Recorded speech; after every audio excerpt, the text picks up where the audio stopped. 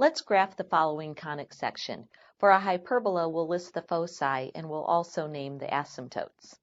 We have 9x squared minus 4y squared equals 36. First, we need to determine what type of conic section it is.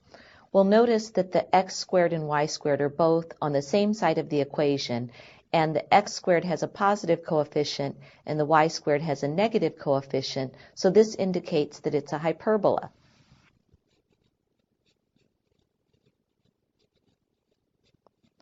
Now we want to get the hyperbola in standard form, so we need a 1 on the right-hand side, and we'll divide each term on both sides by 36. Now we have x squared over 4 minus y squared over 9 is equal to 1. This is in standard form because it's of the form x squared over a squared minus y squared over b squared is equal to 1. We can see that the a squared is equal to 4. So that means that a is equal to 2, and also b squared equals 9, so that b is equal to 3. We can also see that the center is located at 0, 0, because we don't have x plus or minus some quantity squared or y plus or minus some quantity squared. So let's start first with this information. Let's put the center. And since a is equal to 2, we need to go 2 units to the right and 2 units to the left of the center along the x-axis, because the x-axis is the transverse axis. So 2 units to the right, that's our first vertex, and 2 units to the left, that's our second vertex. Now, in order to graph this hyperbola, from the center, we'll also go 3 units up and 3 units down along the y-axis, because b is equal to 3.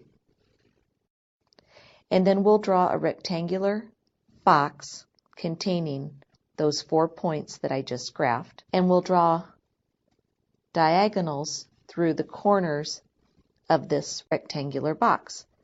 These diagonals are the asymptotes that will help us draw the hyperbola.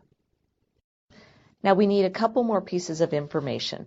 We actually have enough to sketch the branches of the hyperbola right now, so I'm going to sketch those in red. From the vertex 2, 0, I'll draw the branches out going toward the asymptotes, and also from the other vertex, negative 2, 0, I'll draw the branches. So, we're asked for a little bit more information. Although we don't need the foci to graph the equation, we can still come up with the points where the foci are located. So in a hyperbola, we know that we have the relationship that c squared is equal to a squared plus b squared. So we have c squared is equal to a squared, which is 4, plus b squared, which is 9. So c squared is equal to 13. Therefore, c is equal to plus or minus the square root of 13. So each focus is also located on this transverse axis. So from the center, we go the square root of 13 units to the right, which is about the coordinates of the first focus would be the square root of 13, 0.